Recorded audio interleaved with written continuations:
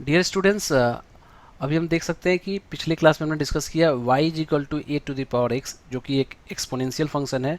वो इक्विवेलेंट होता है किसके? log of y base of a is equal to x।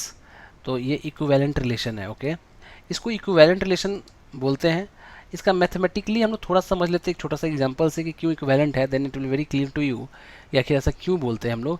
तो एक छोटा सा एग्जांपल है, जैसे आपके पास कुछ भी मनी है, मान लो आपके पास कोई प्रिंसिपल अमाउंट p है, आपने एक बैंक में डिपॉजिट किया जो कि आपको 3 टाइम्स देता है money with in a year, 3 times in 1 year. 1 year में आपका रिटर्न कितना देगा वो? 3 times. That is the result. तो हम लोग बताओ, 1 साल के बाद आपको कितना रिटर्न मिलने वाला है, तो उसको लिखेंगे 3 की पावर 1। 3 टाइम्स आपका अमाउंट मिलने वाला है। कितना आपका अमाउंट हो जाएगा? 3p हो जाएगा। अगर आपसे कोई पूछे 2 साल के बाद कितना होगा, तो 3 की पावर 2 यानी कि 9 टाइम्स हो जाएगा। 3 की पावर 3 3 साल के बाद कितना होगा? 27 टाइम्स हो जाएगा। 3 की पावर 4 क्या हो जाएगा? 81 टाइम्स हो जाएगा। And hence it will keep on increasing, right.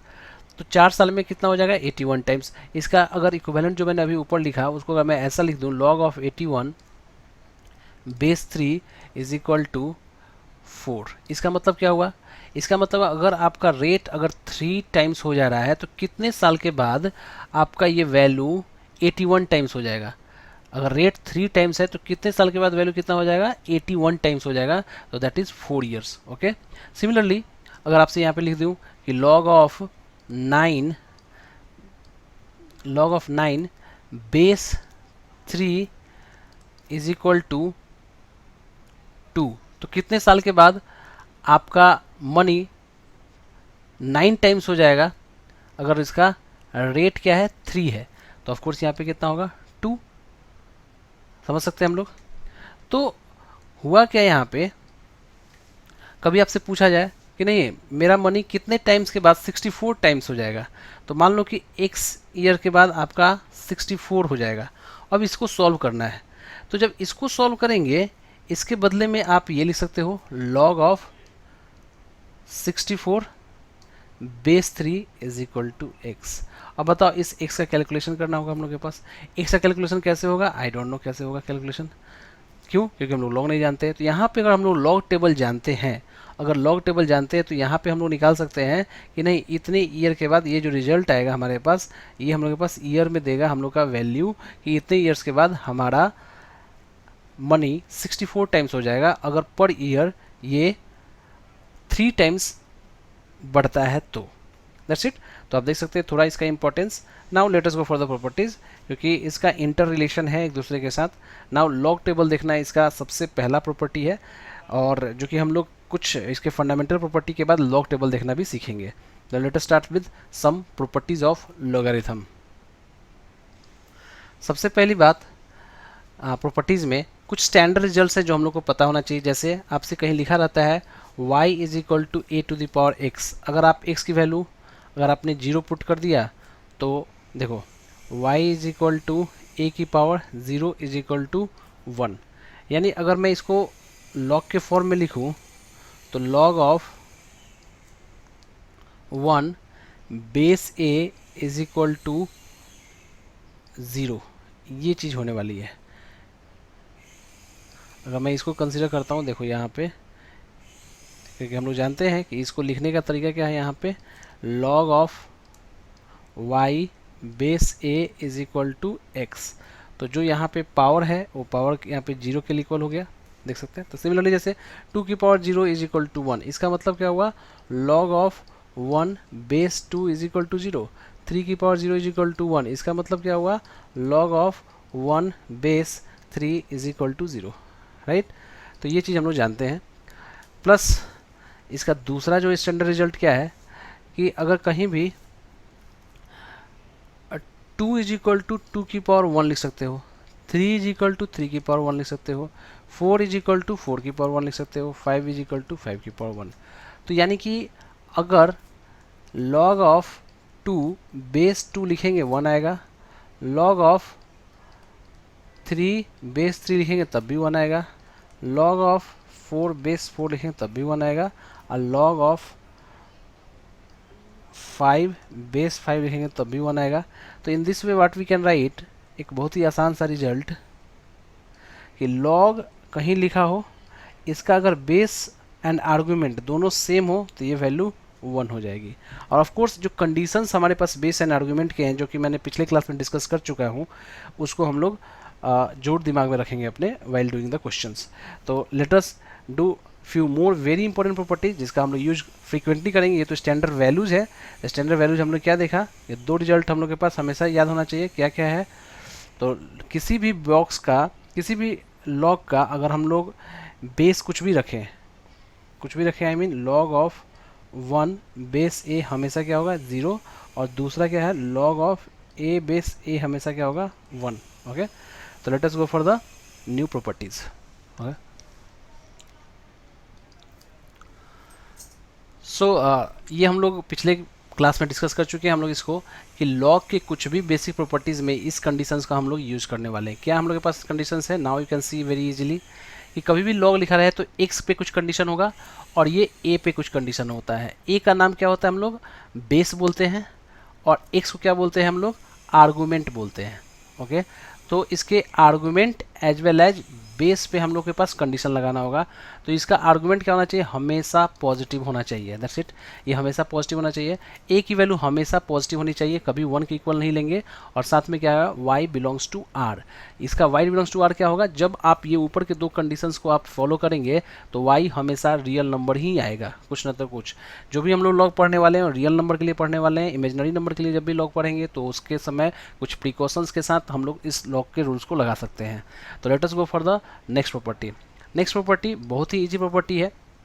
जैसे अभी आपने देखा कि y is equal to a to the power x है, तो इसको हम लोग कन्वर्ट कर सकते हैं log of y base a is equal to x। तो एक्सपोनेंट्स को कभी भी log में कन्वर्ट करना है तो हम लोग इसको यूज़ करेंगे। ओके, ऑलरेडी मैं डिस्कस किया था स्टार्टिंग में ही लॉग में पिछले क्लास में कि जब भी लॉग पढ़ते हैं तो लॉग किस लिए पढ़ते हैं, कि हम लोग हायर ऑर्डर कैलकुलेशन को लोअर ऑर्डर कैलकुलेशन में कन्वर्ट कर सके। जैसे मल्टीप्लिकेशन को समेशन में और एज वेल एज डिवीजन को सब्सट्रैक्शन में। तो कैसे, जैसे एग्जांपल लॉग ऑफ यहाँ पे a कुछ भी लिखा हो और 2 नंबर का मल्टीप्लिकेशन है, याद रखना 2 नंबर का मल्टीप्लिकेशन है log of m into n। तो इसको जब हम ब्रेक करेंगे तो लॉग ऑफ a यहाँ पे m लिखेंगे और प्लस लॉग ऑफ a ये n। ये इसका पहला प्रॉपर्टी अगर देखा जाए तो ऑफिशियली देखा जाए ऊपर के जितने प्रॉपर्टीज हम लोग डिस्कस कर चुके हैं, लेकिन ये सबसे पहला इंपॉर्टेंट प्रॉपर्टी है log of m n base a is equal to log of m base a plus log of n base a. एक छोटी सी बात मैं यहाँ बताऊँ कि जब भी ऐसा लिखा हो तो टेक्निकली यहाँ पे हम लोग को क्या इंट्रोड्यूस करना चाहिए, यहाँ पे एम को मॉड लगाना चाहिए, यहाँ पे मॉड लगाना चाहिए। मॉड लगाने से क्या होगा, ये एम पॉजिटिव हो जाएगी। ओके, जैसे एग्जांपल कभी कभी ऐसा लिख दिया जाए कि log ऑफ 6 बेस 2 लिखा लिए, तो बहुत बच्चे ऐसा कर सकते हैं log of 2 minus 2 into minus 3, और इसको लिख सकते हैं log ऑफ 2 बेस माइनस 2, यहाँ पे आ जाएगा log ऑफ 2 बेस माइनस 3। तो बताओ ये तो अनडिफाइंड हो जाएगा ना, क्योंकि यहाँ पे माइनस 2 आ जाएगा, यहाँ पे क्या होगा माइनस 3 आ जाएगा। इसका हम लोग यहाँ पे अगर मॉड का इंट्रोडक्शन हम लोग कर देते हैं, मॉड का इंट्रोडक्शन करने से क्या होगा, क्वांटिटी पॉजिटिव हो जाती है। तो इन जनरल यहाँ पे पॉजिटिव ही क्वांटिटी आती है, इसलिए हमें क्या रखना है, मॉड लगाना चाहिए। बट अगर आपको बाई ऑब्जर्वेशन इटसेल्फ अगर आपको ये पता चल जाता है कि ये पॉजिटिव नंबर होने वाला है, then you don't have to apply और else you will have to apply all the times. Okay, तो be careful while applying this rule. अब इस रूल का प्रूफ भी है हम लोग के पास। एक प्रूफ मैं बताता हूँ, प्रूफ ज़्यादा मैटर नहीं करता है, लेकिन हम लोग पहली बार पढ़ रहे हैं, इसको हम सीख लेते हैं पहली बार प्रूफ पढ़ने से। तो मान लो ये यहाँ पे जो हम लोग प्रूफ करना है क्या, इस क्वांटिटी को हमने पूरा, इस क्वांटिटी को क्या बोल दिया x, इस क्वांटिटी को हमने बोल दिया y, और इस क्वांटिटी को बोल दिया z। हमें क्या प्रूफ करना है, x is equal to Y plus Z. तो x क्या है हमारे पास, x is equal to log of m cross n base a। तो बताओ m क्रॉस n की वैल्यू क्या हो जाएगी, a की पावर x, ये तो हम लोग जानते हैं। फिर सिमिलरली यहाँ पे y इज इक्वल टू क्या होगा, लॉग ऑफ m, यहाँ पे considering m is positive. Okay, तो a की power m is equal to m, ऐसा लिख सकते हैं। और z इज इक्वल टू क्या होगा, लॉग ऑफ a n। तो क्या होगा, ए की power Z is equal to N, that's it. तो हमें जो प्रूफ करना है क्या, हम लोग को प्रूफ करना है ये, टू प्रूव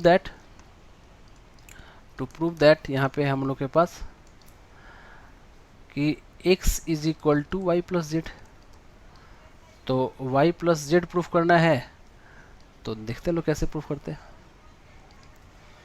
तो देखो यहाँ पे सबसे पहली बात प्रूफ में अगर देखो, मैं यहाँ पे देखता हूँ, प्रूफ बहुत ही आसान है। क्या है कि अगर आप m इंटू एन लिखो, m इंटू एन क्या होगा यहाँ पे, a की पावर x नहीं सॉरी a की पावर y इंटू a की पावर z, तो क्या हो जाएगा a की पावर y प्लस जेड हो जाएगा। ओके, तो बताएं ये m क्रॉस n की वैल्यू है क्या, तो फ्रॉम फर्स्ट यहाँ से आप इसकी वैल्यू पुट कर दो। यहाँ पे ये अपने मन से मैंने इसका मल्टीप्लिकेशन किया है, तो देखो क्या होने वाला है। अगर हमने m क्रॉस n की वैल्यू पुट कर दी वहाँ पे, तो क्या होगा a की power x is equal to, यहाँ पे हम लोग निकाले थे m क्रॉस n की वैल्यू, m की वैल्यू क्या आया था a की पावर y प्लस जेड। आप देख सकते हो दोनों अगर a का बेस, अगर ये सिंपल बेस समान है, इक्वल है, तो हम लोग क्या कर सकते हैं, x is equal to Y plus Z, that's it. तो ये बहुत ही आसान है।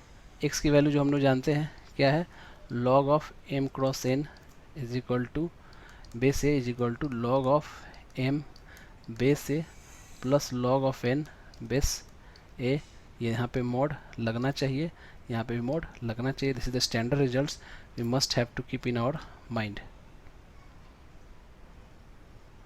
That's it. Now property number next, so you can see two important results here।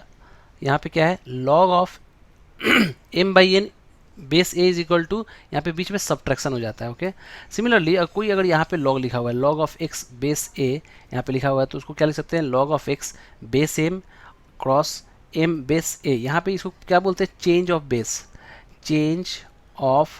Base property, इसको चेंज ऑफ बेस प्रॉपर्टी बताएंगे। देखो यहाँ पे बेस a है और यहाँ पे बेस को हम लोग बदलना चाहते हैं किसी कारण से। जब हम लोग क्वेश्चन सॉल्व करेंगे उस समय पता होगा क्यों, कैसे बदलेंगे हम लोग उसको बेस को, तो वहाँ पे हम लोग कर सकते हैं। इसका प्रूफ भी देख सकते हो, जैसे फिर से मैं बोलूँ, इसको x मान लो, इसको आप y मान लो, इसको आप z मान लो, तो बताओ x इज इक्वल टू क्या हो जाएगा। यहाँ पे अगर आप x मान लिया, सॉरी यहाँ पे x y z already use हो चुका है, x यूज हो सकता है, यहाँ पे हम लोग क्या मान लेते हैं, इसको p मान लो, इसको q, इसको r। तो यहाँ से अगर लिखेंगे तो x is equal to a की पावर p लिख सकते हैं। यहाँ पे क्या लिखेंगे, x is equal to m की पावर q लिखना पड़ेगा। फिर यहाँ पे क्या लिखेंगे, m is equal to a की पावर r लिखेंगे। ओके, नाउ यहाँ पे आप पुट कर दो m की वैल्यू, तो क्या होगा, a की power r a whole power q, तो a की power q into r। Okay, a की पावर q इंटू r, तो बताएं a की पावर q इंटू r हम लोग क्या पुट करते हैं, ये x के इक्वल है, that is x is equal to a की power q into r। x की वैल्यू हम लोग पहले से भी इधर से जानते हैं, यहाँ पे क्या हम लोग के पास निकाला हुआ है, x की वैल्यू a की पावर p, तो a की power p is equal to a की power q into r, that's it, p is equal to q into r। यही हम लोग को प्रूफ करना था, p is equal to, now you can see हम लोग को यही प्रूफ करना था, p is equal to q into r, यही प्रूफ करना था। ये हम लोग के पास प्रूफ हो चुका। यहाँ पे p की वैल्यू पुट कर दो, p की वैल्यू जो हम लोग के पास है, p की वैल्यू क्या है हम लोग के पास, देख सकते हो log of x base a, यहाँ से हम लिख सकते हैं log of x base a is equal to log of x base m into log of m base a, that's it. So very easy. Now let us go for the next property. This is the new property। आप देख सकते हो यहाँ पे क्या है new property, देख सकते हैं कि log of x base a is equal to 1 upon log of a base x। बहुत ही आसान है, सब कुछ का प्रूफ है। जैसे यहाँ पे छोटा सा एग्जाम्पल मैं x लिख दूँ, x is equal to log of x base a। अगर मैं इसको थोड़ा सा कन्वर्ट करने की कोशिश करूँ तो बताओ, यहाँ पे x ना करके मैं इसको, सॉरी, इसको y, इसको p बोल दो, इसको q बोल दो, तो p इज इक्वल टू हमारे पास क्या होगा, log of x base a, तो a की power p is equal to x, ये पहला रिजल्ट हमारे पास आ गया। और यहाँ पे क्या है, q is equal to log of A base X, तो ए इज इक्वल टू क्या होगा, एक्स की पावर क्यू। ये हमारे पास दूसरा रिजल्ट है। अब आप पुट कर दो वैल्यू, ए की वैल्यू कहाँ पे पुट कर देंगे हम लोग, ए की वैल्यू पुट कर देते हैं लेफ्ट साइड में, इसकी वैल्यू पुट कर देते हैं। हैंस बताओ एक्स की power Q whole power P is equal to X, तो एक्स की power P Q is equal to X, तो क्या होगा P Q is equal to 1। तो क्या रिप्रेजेंट कर सकते हैं हम लोग, P is equal to 1 upon Q. मैंने यहाँ पे क्यू क्या एज्यूम किया, याद रखना ये वाली क्वांटिटी को क्यू एज्यूम किया है, देख सकते हैं आप। तो P is equal to 1 upon Q, तो आप यहाँ वैल्यू पुट कर दो। पी की वैल्यू क्या है हमारे पास, log of x base a is equal to 1 upon log of A base x. That's it, बहुत ही आसान है। Let us go for the next property.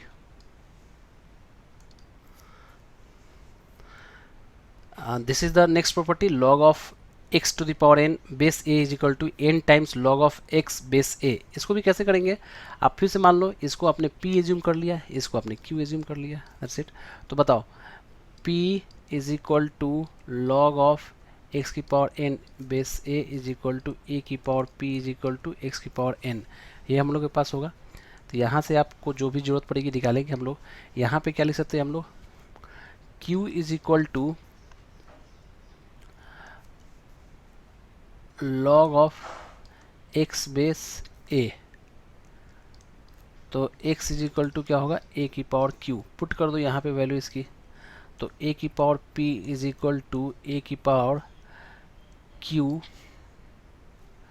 Whole power n, तो दैट्स इट, ये a की पावर qn हो जाएगा। तो यहाँ से क्या हम लोग को दिखाई दिया, जब दोनों का बेस यहाँ पे इक्वल है तो हम लोग क्या लिख सकते हैं, p is equal to qn। तो p is equal to q n, p की वैल्यू क्या हमने एज्यूम किया था, लॉग ऑफ x की power n base a is equal to, p की वैल्यू हो जाएगी, q की वैल्यू क्या है हमारे पास, और n की वैल्यू, तो n यहाँ पे लिख दो पहले, और log of x base a, that's it, ये आंसर हो जाएगा। तो नेक्स्ट क्वेश्चन, नेक्स्ट प्रॉपर्टी देखो, इस प्रॉपर्टी में क्या है, लॉग ऑफ x है लेकिन बेस में इसमें पावर दे दिया गया n। याद रखना है कि जब भी बेस में पावर n रहेगा तो ये पावर जब बाहर निकलेगा तो 1/n हो जाएगा यहाँ पे, और log of x base a हो जाएगा, दैट्स इट। आप इसका भी प्रूफ निकाल सकते हो विथ योर ईज। कैसे निकाल सकते हो, फिर से आप इसको p मान लो, फिर इसको q मान लेना। तो अभी जो हम लोग डिस्कस करते आ रहे हैं, तो I hope you'd have understood कि यहाँ पे क्या लिख सकते हैं हम लोग, p is equal to log of x a base n, यहाँ पे p की पावर a की power n whole power p is equal to x, that's it. और यहाँ पे क्या लिख सकते हैं, q is equal to log of x base a, तो x is equal to a की पावर q, ये a है, a की पावर q, ओके। तो अभी यहाँ पे x की वैल्यू यहाँ पुट कर दो, तो a की power p n is equal to a की पावर q। तो बताओ p n is equal to q, हम लिख सकते हैं p n is equal to q, that's it. तो अगर हमने p n is equal to q लिखा, p n is equal to q, तो p is equal to 1 upon n into q लिख सकते हैं। तो 1 अपॉन n, q की वैल्यू क्या है, लॉग ऑफ x बेस से, तो ओवरऑल हम लोग क्या लिख सकते हैं, log of x a to the power n 1/n into log of x base से, दैट्स इट। तो ये हमारे पास 9th प्रॉपर्टी होगी, और इससे डिपेंडेंट एक 10th प्रॉपर्टी मैं लिख दूंगा। That's all for the all properties. So this is the property number 10। I hope you would have understood all the properties, क्योंकि ये इसमें क्या किया गया, मैंने n को बाहर कर लिया और p को भी मैंने बाहर कर लिया। तो p यहाँ पे बाहर आके यहाँ पे आ जाता है, और n जैसे ही बाहर आएगा तो क्या होगा, नीचे में चला जाता है रेशियो के साथ। नाउ ऑलरेडी 9th और 10th प्रॉपर्टी का हमने यूज किया। Now I write all the properties before you so that it will be very convenient for you. These all are the formula we have discuss. So मैंने यहाँ पे tablet कर दिया है, आप देख सकते हो उस फॉर्मूला को।